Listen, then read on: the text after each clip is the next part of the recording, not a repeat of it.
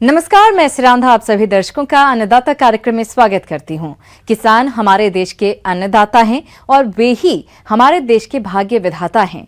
ऐसे ही भारतीय किसानों को खेती बाड़ी से जुड़ी हुई बहुत सी नई लाभकारी जानकारियां देने के लिए हर रोज सुबह हम आपके साथ आते हैं। तो चलिए कार्यक्रम शुरू करने से पहले देखते हैं क्या है आज के अन्नदाता में। पॉली हाउस में चेरी टमाटर की खेती है फायदे का सौदा।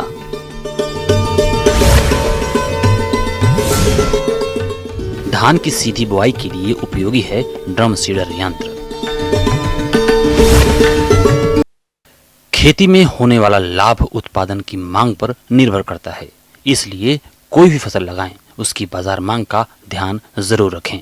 इसी के अंतर्गत आज हम बात करेंगे चेरी टमाटर की। यह सामान्य टमाटर से काफी छोटी होती है। यह टमाटर देखने में और स्वाद में सामान्य टमाटरों से अलग है। इसका बाजार भाव भी अधिक रहता है। आइए चेरी टमाटर की खेती के बारे में विस्तार से जानते हैं कृषि वैज्ञानिक डॉक्टर राजेंद्र सिंह काजल से। हमारे यहाँ जो टमाटर की जो खेती कर रहे हैं प्रोटेक्टेड कल्टीवेशन में, तो दो तरह की है। इसमें एक रेगुलर टमाटर है जो मार्केट में आम चलता है, घर तक पहुंचता है। दूसरा है चेरी टमाटो जो छोटे साइज का है। बात रही जैसे आपने चेरी टमाटर के बारे में पूछा है, तो इसमें हमने दो वैरायटी, एक वैरायटी तो हमारी पहले से टेस्टेड है जो रेड ब्यूटी के नाम से है। दूसरी वैरायटी है येलो में, पीले में, तो वो सीजा F1 हाइब्रिड है। जैसे इस स्ट्रक्चर में लगाई हुई है तो ये राउंड में है रेड, और पीली जो है ओब्लोंग शेप में है। इसमें जैसे ही आप ये प्लांटेशन हम करते हैं, ये अगस्त और सितंबर के महीने में ज़्यादातर हम प्लांटेशन स्ट्रक्चर के अंदर करते हैं।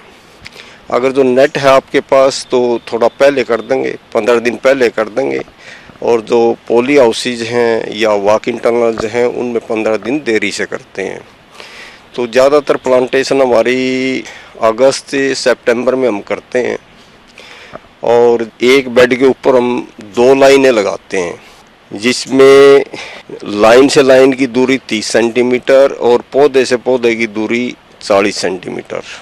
और जो बेड की दूरी हम रखते हैं, एक बेड से दूसरे बेड की दूरी 2 मीटर रखते हैं। इस दूरी पे 1 एकड़ का अगर जो आपके पास स्ट्रक्चर है तो उसमें 10 से 12,000 पौधे आ जाएंगे। सिंचाई डिपेंड करती है कि मिट्टी कैसी है, टेम्परेचर कैसा है। अब सर्दी का मौसम है तो सर्दी के मौसम में कम सिंचाई की ज़रूरत है। जैसे सप्ताह में 2 बार कर दिया या सप्ताह में 1 बार से भी काम चल सकता है। अगर जो गर्मी ज़्यादा है, टेम्परेचर ज़्यादा है, तो उसमें वैसे तो हम बोलते हैं कि भाई सप्ताह में 2 दिन, तो सप्ताह में 2 दिन उसमें हम साथ ही साथ फर्टिगेशन भी करते हैं। अगर जो गर्मी ज़्यादा है तो जो 2 बार हम इरिगेशन कर रहे हैं उसके साथ तो फर्टिगेशन करनी है, लेकिन इसके अतिरिक्त भी सिंचाई करनी पड़ सकती है। हो सकता है एक दिन छोड़ के एक दिन करनी पड़े या रोज़ाना भी करनी पड़ सकती है। ये डिपेंड करता है मौसम के ऊपर और मिट्टी किस तरह की है। अगर जो रेतीली मिट्टी है उसमें पानी रुकता नहीं है, वाटर होल्डिंग कैपेसिटी कम रहती है, तो उसमें आप डेली इरिगेशन करोगे। अब बात आती है पोषक तत्व प्रबंधन की। तो चेरी टमाटर की फसल के शुरुआती अवस्था में 2 किलो 19-19-19 3 दिन के अंतराल पर प्रति एकड़ की दर से ड्रिप द्वारा दिया जाता है। उसके बाद 2 किलो 0-52-34 3 दिन के अंतराल पर दिया जाता है, तथा फलन अवस्था पर 2 किलो 0-0-50 3 दिन के अंतराल पर दिया जाता है। और फल की अच्छी क्वालिटी बनाए रखने के लिए जब फूल फल में परिवर्तित हो जाते हैं तब इसके आसपास के सारे पुराने पत्तों को निकाल देते हैं। ये इसलिए करते हैं क्योंकि पॉली हाउस के अंदर हवा का आवागमन कम होता है, और जब हम ये प्रक्रिया कर देते हैं तो वो हवा हमारे फलों को मिलने लगती है, जिससे फलों की गुणवत्ता में सुधार आता है। तो जैसे ही हम प्लांटेशन करते हैं तो उसके लिए हम डैम्पिंग ऑफ के लिए, जो कि एक फंगल डिजीज है, वो नर्सरी में भी आ जाती है और पौधा रोपण के बाद भी खेत के अंदर भी वो मिट्टी से भी आती है, पानी से भी आती है।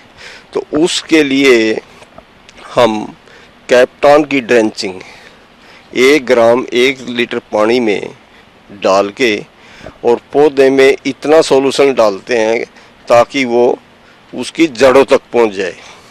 तो ये ट्रीटमेंट बहुत ज़रूरी है इसको रोकने के लिए। उसके बाद कुछ इंसेक्ट्स हैं, जैसे सकिंग पेस्ट है, वाइट फ्लाई है, थ्रिप्स है, एफिड जैसिड है, तो इस तरह के इंसेक्ट भी आते हैं इसमें। उसके लिए जैसे अमीडा है, अमीडा क्लोप्रिड या एसिटामिप्रिड है, उनका हम स्प्रे कर सकते हैं। और एक आती है इसमें कैटरपिलर, जो सुंडी है, वो फ्रूट में भी पत्तों पे भी रहती है। तो उसके लिए एक लार्विन है, 2 ग्राम प्रति लीटर पानी के हिसाब से आप स्प्रे करोगे तो सुंडी का भी कंट्रोल हो जाएगा। अब बात आती है इस फसल से मिलने वाले कुल उत्पादन की। तो चेरी टमाटर की रोपाई के 70 से 75 दिन बाद इससे फल मिलना शुरू हो जाता है और ये फल 6 माह तक लगातार मिलते रहते हैं। वैसे अमूमन किसान भाई 1 एकड़ में 10 से 12 हजार पौधे चेरी टमाटर के लगाते हैं और प्रति पौधा से उन्हें लगभग 4 से 5 किलोग्राम उपज की प्राप्ति होती है। यानी कि 1 साल में किसान भाई 44 से 50 टन प्रति एकड़ उपज की प्राप्ति कर सकते हैं। किसान भाइयों को मैं यही सलाह दूंगा कि भाई टमाटर की जो चेरी किस्म है, भाई इसको उगा के और ज़्यादा से ज़्यादा मुनाफा ले सकते। ब्रेक के बाद आप सभी दर्शकों का अन्नदाता कार्यक्रम में एक बार फिर से स्वागत है। चलिए अब रुक करते हैं अगली कड़ी की ओर। कोरोना वायरस के संकट ने आज जहां देश दुनिया की अर्थव्यवस्था और जनजीवन को प्रभावित किया है, वहीं कोरोना महामारी ने धान की खेती करने के तरीकों को बदल कर रख दिया है। कई किसान मजदूरों की किल्लत के कारण धान की सीधी बिजाई करना चाहते हैं, तो उनके लिए ड्रम सीडर यंत्र काफी उपयोगी है। इसके बारे में बता रहे हैं कृषि अभियंता विनोद सिंह। देखिए, ड्रम सीडर जो होता है वो एक आयरन मेड लोहे का बना होता है, जो एक सिलेंड्रिकल टाइप का इसमें एक रोलर लगा होता है, जिसमें कि बाहर ग्रुप एक पेक्स टाइप के जो है मुड़े हुए इसमें जो खुटियां लगी होती हैं और उन रोलर में जो है बेलन में ये छेद होते हैं छोटे छोटे, और इसमें एक हैंडल होता है जो कि मैनुअल ऑपरेटेड होता है। किसान भाइयों, आपने इस यंत्र के बारे में जाना। अब आप सोच रहे होंगे कि हम इस यंत्र का प्रयोग करें क्यों? तो किसान भाइयों, ड्रम सीडर से धान की बुवाई करने पर नर्सरी और रोपाई पर होने वाला खर्चा बचता है। इसके साथ ही कम पानी में भी उचित बढ़वार होती है और ऊपरी जमीन जहां पानी जल्द सूख जाता है, वहां भी इस विधि से बुवाई करने पर धान की अच्छी उपज मिलती है। इस विधि से देर से बुवाई करने पर भी फसल की अच्छी बढ़वार होती है और उत्पादन आशा के अनुरूप मिलता है। कुल मिलाकर यह कहा जा सकता है कि जितना हम धान की रुपाई करके उत्पादन लेते हैं, उतना ही इस विधि से बुवाई करके उत्पादन ले सकते हैं। ये एक आधुनिक कृषि यंत्र है जिससे कि धान की सीधी लाइन में बुवाई के काम आता है और कई कतार में एक साथ लाइन में धान की बुवाई इससे किया जाता है।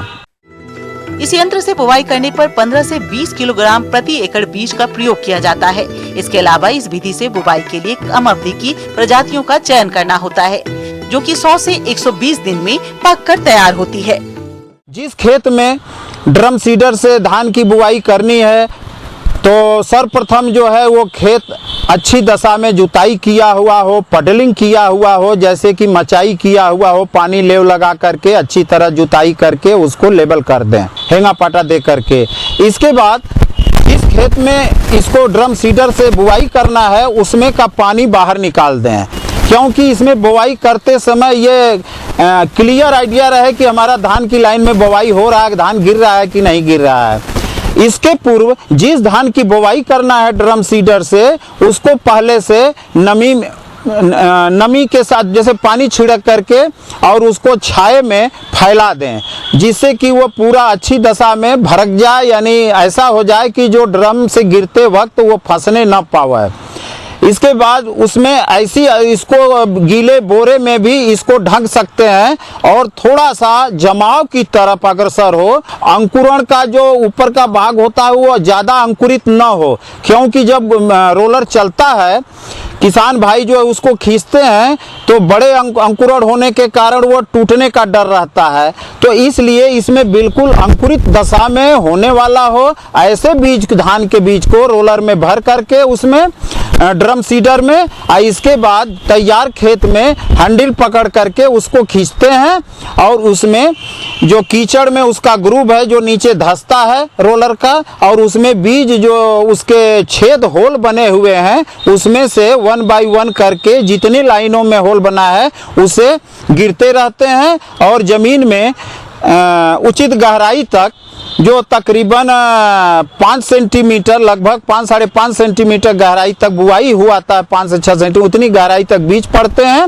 और लाइन में एक साथ कई लाइनों में बुआई होता है। चूंकि एक साथ में कई लाइन में बुआई होता है धान का, इसलिए कम समय में अधिक क्षेत्रफल में बुआई का काम हो जाता है, जिससे कि श्रम और श्रमिक, धान की खेती बड़ी खर्चीली होती है, इसमें श्रम और समय अधिक लगता है, इसलिए ड्रम सीडर से श्रम और श्रमिक की भी 60-65% तक बचत होता है और बीजों का जो है फिर पौधा जो है उसका जमाव अच्छा होता है और बढ़वार विकास अच्छा होता है, क्योंकि एक नियम से तौर तरीके से ड्रम सीडर से बुवाई होता है। अपनी लागत में काफ़ी करीब इससे जो है लागत में 65-70% बचत होता है और उत्पादन में 3 से 4 कुंटल का इजाफा होता है।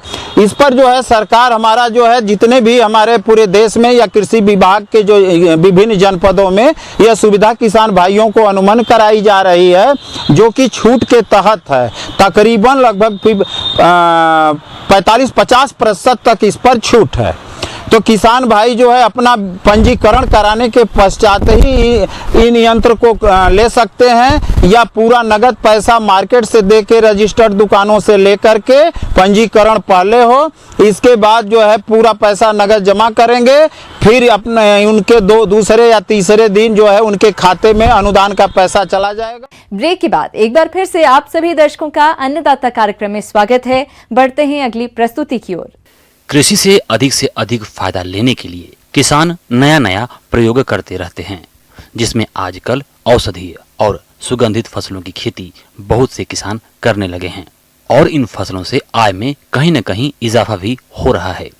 इन्हीं फसलों में आज हम सुगंधित फसल लेमन ग्रास की खेती और इसके लाभ के बारे में जानेंगे, जो प्रस्तुत है आज के इस विशेष में।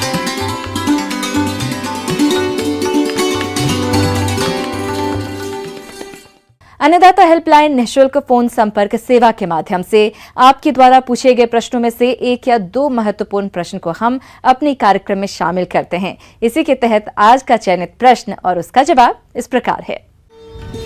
आज की अन्नदाता हेल्पलाइन में हमने जिस प्रश्न को शामिल किया है उसे पूछा है ग्राम अलनिया, जिला कोटा के धर्मेंद्र कुमार ने। आप पपीते की व्यावसायिक खेती करना चाहते हैं, जिसके लिए पपीते की उन्नत किस्में और नर्सरी डालने के बारे में विस्तार से जानकारी चाहते हैं। तो धर्मेंद्र जी, आपकी जानकारी के लिए हम प्रस्तुत कर रहे हैं कार्यक्रम का यह अंश।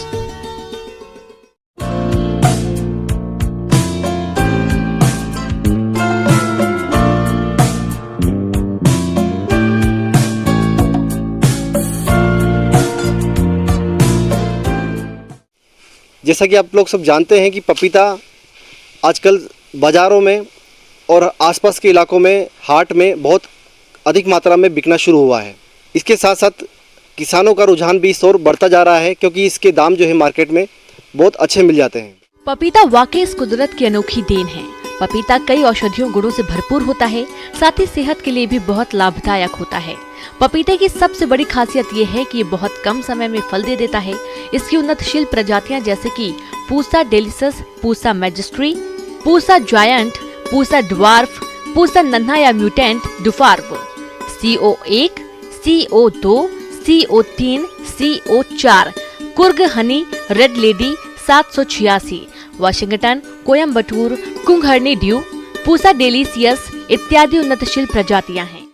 जैसा कि देखा गया है कि पपीता को लगाने के लिए उसका बीज का हम उपयोग करते हैं।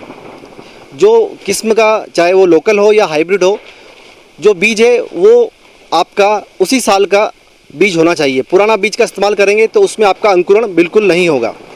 तो किसान भाइयों से अनुरोध करूंगा कि जहाँ तक हो सके वो एक स्वस्थ बीज का और एक ताज़ा बीज का इस्तेमाल करेंगे तो उनका जो अंकुरण है वो बहुत अच्छी तरह से हो पाएगा।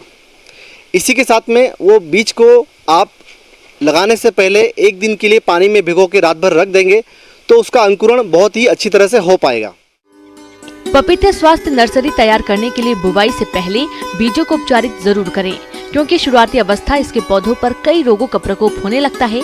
इससे बचने के लिए कार्बेंडाजिम 1 ग्राम से प्रति किलोग्राम बीज को उपचारित करें। फिर पॉलीथीन बैग, प्रोटे या नर्सरी में बीजों की बुवाई करें। अगर आप नर्सरी में इसकी बुवाई कर रहे हैं तो बीजों की लाइन में बुवाई करें, इससे बीजों का अंकुरण अच्छा होता है। इस प्रकार आप रात को बीज को भिगोएंगे और उसके बाद आप उसको सुबह या तो आप पॉलीथीन में लगा सकते हैं, या आजकल जो आप देख रहे हैं पोर्ट्रे, पपीता का पोर्ट्रे मार्केट में आना शुरू हो गया है, उसमें भी आप बीज को लगा सकते हैं। पोर्ट्रे में लगाने का फ़ायदा ये होगा कि उसको आपको कम मेहनत में आसानी से भर पाएंगे, जो भी मिट्टी और खाद उसके अंदर डालना है, और उसको आसानी से आप एक जगह से दूसरी जगह तक ले जा सकते हैं।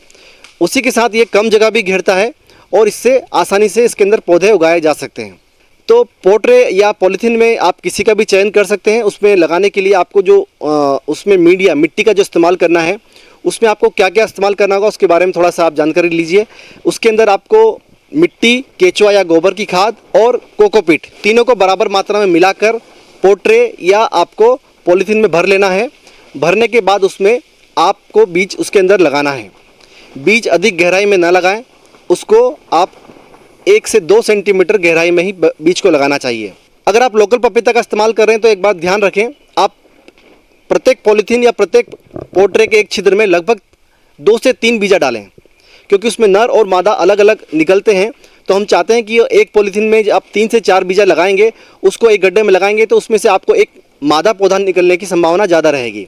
इसलिए कम से कम लोकल पपीता का अगर आप लगाना चाह रहे हैं तो उसमें आप प्रति पॉलीथीन या प्रति पोर्ट्रे का एक जो छिद्र है उसके अंदर लगभग 2 या 3 या 4 तक बीज आप डाल सकते हैं, ताकि आपको ट्रांसप्लांट करने के बाद में आपके ज़्यादा से ज़्यादा मादा पौधे आपको मिल सकें। 1 हेक्टेयर क्षेत्र की पौध तैयार करने के लिए लगभग 100 वर्ग मीटर का स्थान का चुनाव करें।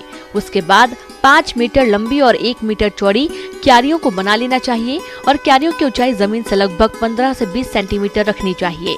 इन क्यारियों में बीज बोने से पहले क्यारियों से कंकड़, पत्थर, खरपतवार आदि अशुद्धियों को हटा देना चाहिए। क्यारियों को 25% फॉर्मेल्डिहाइड से उपचारित करना चाहिए। इसके बाद अच्छी सड़ी हुई गोबर की खाद, रेत तथा मिट्टी को बराबर मात्रा में मिलाकर मिश्रण तैयार कर अच्छी तरह मिट्टी में मिलाने के बाद क्यारियों को बनाना चाहिए। तैयार क्यारियों में बीज को 10 से 15 सेंटीमीटर की दूरी पर तथा 1 से 2 सेंटीमीटर की गहराई पर बोना चाहिए। लगाने के बाद आप निरंतर रूप से उसका सिंचाई करते रहिए। जहाँ तक देखा गया है पपीता का अंकुरण लगभग 15 से 20 दिन के अंदर हो जाता है, और उसके बाद जब उसमें 4 पत्तियाँ की स्टेज हो जाती है, 4 पत्ती जब बड़ी हो जाती है, उस अवस्था में उसको हम फील्ड में ट्रांसप्लांट कर सकते हैं। कई बार देखा गया कि किसान भाई बहुत ही ज़्यादा मात्रा में पानी पौधे को पिला देते हैं नर्सरी के अंदर, और उसका पौधा पीला होकर सड़ जाता है। तो बहुत अधिक पानी और बहुत कम पानी दोनों ही अवस्था पपीता के लिए नुकसानदायक है।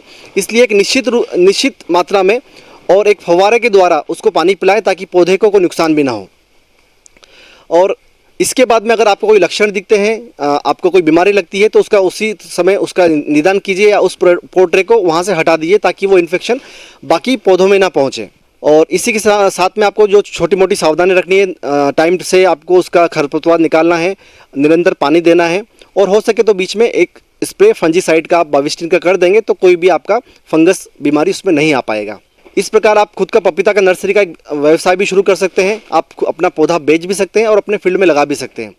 किसान भाइयों, अन्नदाता आपकी सेवा के लिए संकल्परत है। कृषि संबंधित समस्या एवं सुझावों के लिए आप हमें इस पते पर संपर्क कर सकते हैं। प्रोड्यूसर अन्नदाता news 18 Rajasthan, Ramoji film city Hyderabad 501512।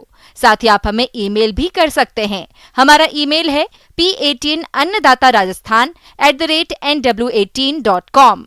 इसके अतिरिक्त आप हमें निःशुल्क हेल्पलाइन नंबर 18004192-155 पर सोमवार से शनिवार सुबह 10 बजे से शाम 4 बजे के बीच संपर्क कर सकते हैं।